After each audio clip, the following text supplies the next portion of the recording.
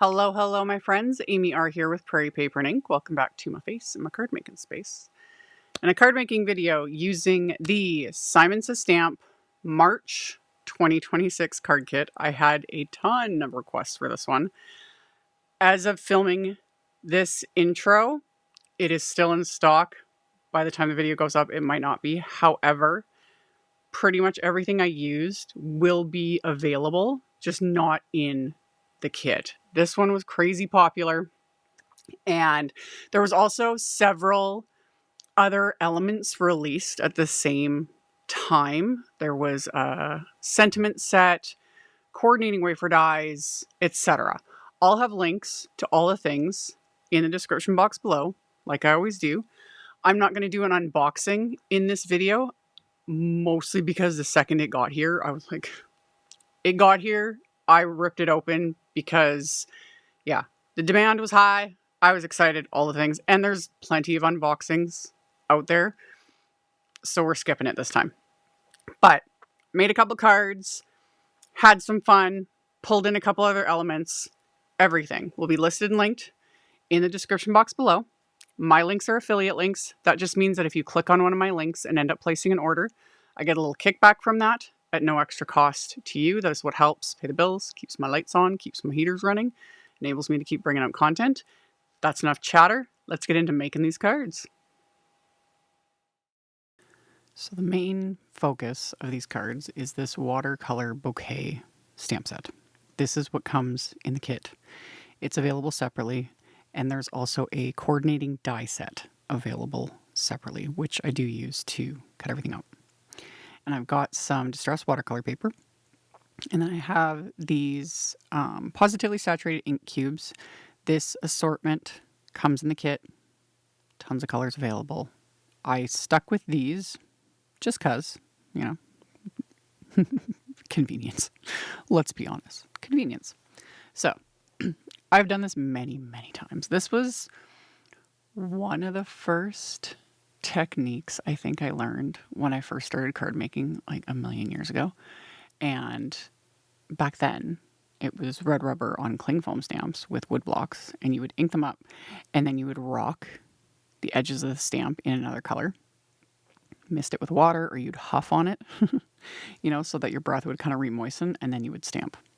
So I'm doing that oldie but goodie with the ink cubes.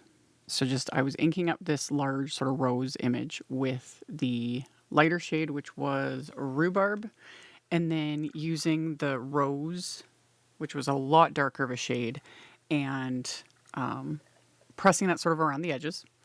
And then I was misting the stamp. The kit comes with a little like mister bottle. The little Ranger mini misters work great too.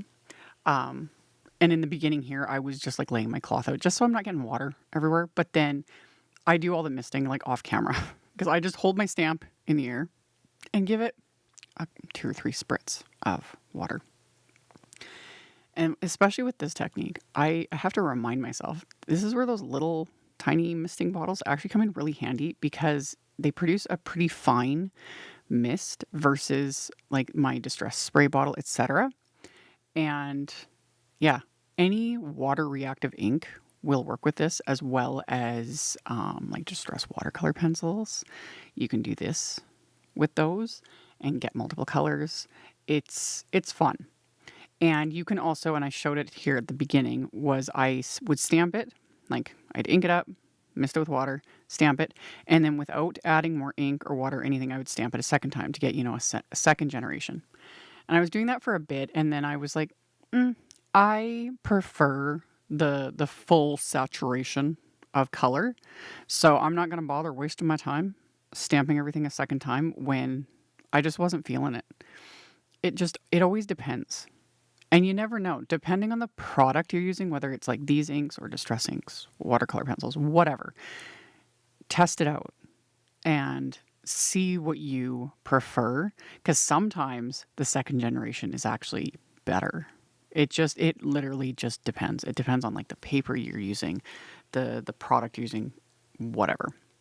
So when I got started with this, I could not stop. and I did a bunch. And this is super sped up, but I just took my time with it. And I was just stamping multiple times most of the images from this entire set. Like I filled this entire piece of distressed watercolor paper. In the kit, you get 2 sheets of it, and I have a I have a backlog of this stuff. Like I keep a good supply. You could use this with just regular watercolor paper as well. It all depends, especially with more like solid images like this. You do want something that has a smoother finish. So like distress heavy stock would work really well for this. And yeah, you just got to test it. It's fun. You can technically do it on like regular cardstock. It just, depending on the amount of water, you might get a weird, like the cardstock might bubble a little bit. But again, it's always worth testing out because you never know. And it's fun. So I filled up one of the sheets and like half of the other one. And then what I did was I cut everything apart because I removed the ones I didn't want, the like second generations, because I didn't want them. I wasn't going to use them. And I've got plenty. And this is how I approach when I have to do a pile of die cutting, whether it's something like this where it's like stamped images, or if I'm doing multiple passes, like I want to die cut several things several times, I make little piles. I cut down my bits of cardstock if I'm just die cutting cardstock, and I make piles. And for each die, and in this case, I'm making piles of all the same images. That way, it's just easier for me because I'll have everything laid out. I'll put the coordinating die like on the top of my pile, and then I will like start lining them up on top of my die cutting plates. And for me, this is where the like Empress die cut machine comes in clutch, because with the magnet plate, I don't have to tape down all these dies because I don't have that level of patience, y'all. So I just sat and die cut. Didn't bother filming that because that's boring, and I can't show my die cut machine on camera. It's too big, and I don't have that much tech yet anyway. Anywho, I die cut them all, and then they're all in that little tray that I showed there a second ago, and it made me really happy. All the colors, it just was cheerful, especially because, y'all, I'm in Saskatchewan. We're still in the thick of winter here. So I've got my, tray of pretty colors, and for my backgrounds, I'm using the rest of the Distress watercolor paper, and I just cut 2 A2 size panels, so 4¼ by 5½ inches. And I pulled out this oldie but goodie. This is the Swiss Dots set. There is a coordinating die set for this one as well. This came out last year at some point. It's an oldie but goodie. And I didn't even bother taking it off the release sheet. I just put it face up, and I inked it up with the marine ink cube. Didn't bother inking it up perfectly, and purposely didn't press my fingers down on the background. It doesn't need to be stamped perfectly. I want texture. So I'd stamp that onto the backgrounds, and then I use that same ink cube and what I call my ink smushing sleeve.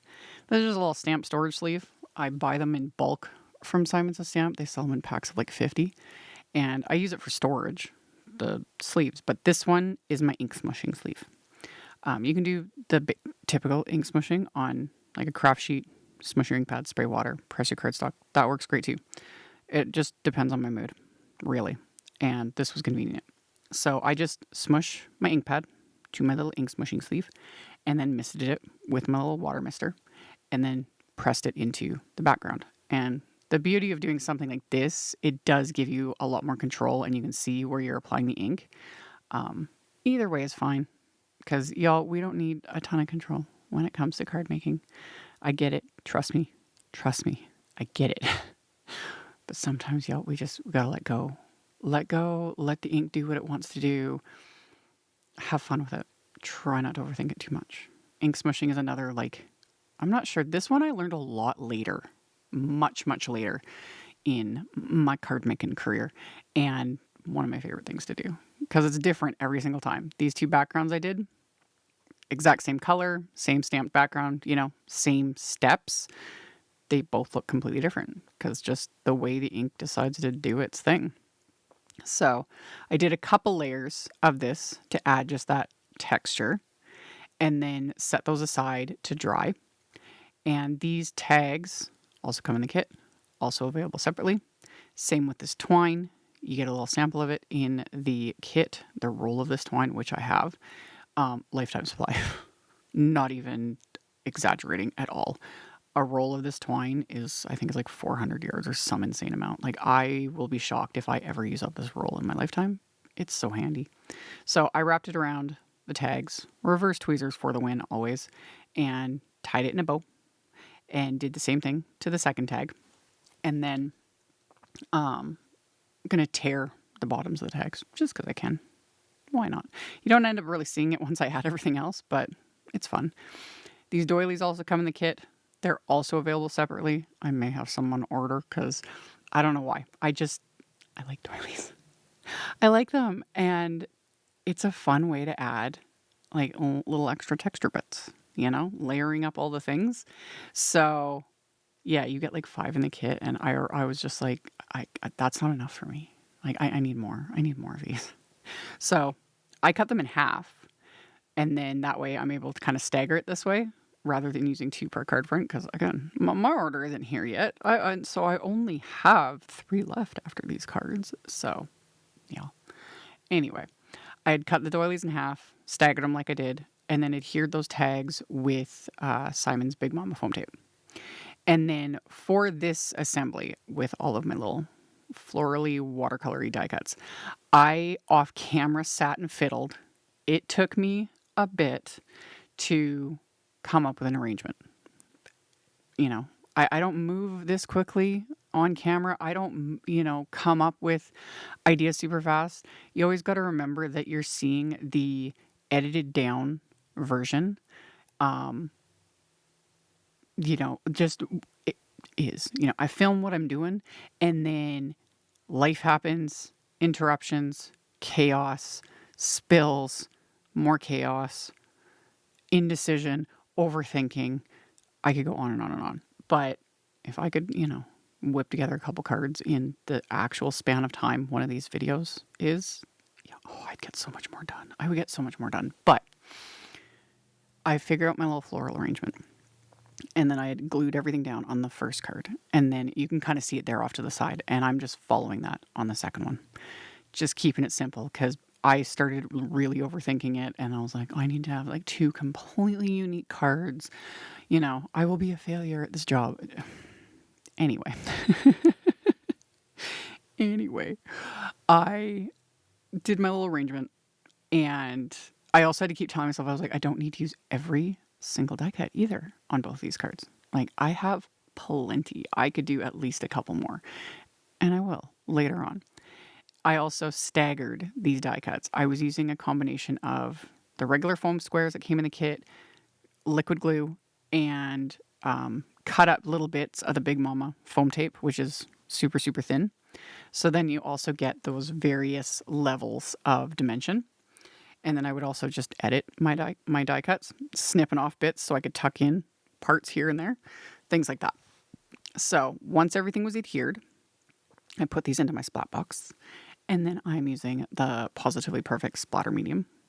This jar comes in the kit. I've already got one, and I love it. Specifically, this silver one, I had to cut out a chunk of this when I was like sitting here. I'm like, I stirred this for a ridiculous, like, I zone out when I'm specifically with this one.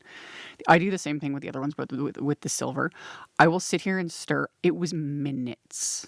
I just zone out because it's like mercury. That's what it looks like. It's like swirly and silver, and I'm weird. Anyway, I cut all that out because I was just mindlessly stirring it forever while filming like a crazy person. So I stirred it up really well. I dipped my fan brush in it, splattered fairly heavily across this background. And then I'm going to add a bit of black splatter. This is the black Positively Perfect splatter medium. This one you need to be very, very careful with. It still needs to be stirred up because the pigment still does settle to the bottom. It does need to be stirred up. And you just, when I say be careful, it is so pigmented and it will stain everything. And it is liquid. Like, I'm very, very, me and my very clumsy self, I try to be really careful with this because I'm trying to prevent the inevitable of me knocking it over. Oy.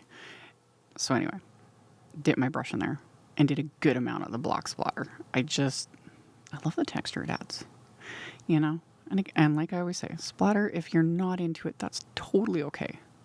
But if you're curious, I recommend you try it. I was very curious about it when I first, and I was like, oh, I don't know, man. And then when I got into it, and now those that have watched me for a long time, y'all know I'm obsessed. I'm insane. I splatter everything 3 ways from Sunday to the point now, if I don't add splatter to a card, I get messages.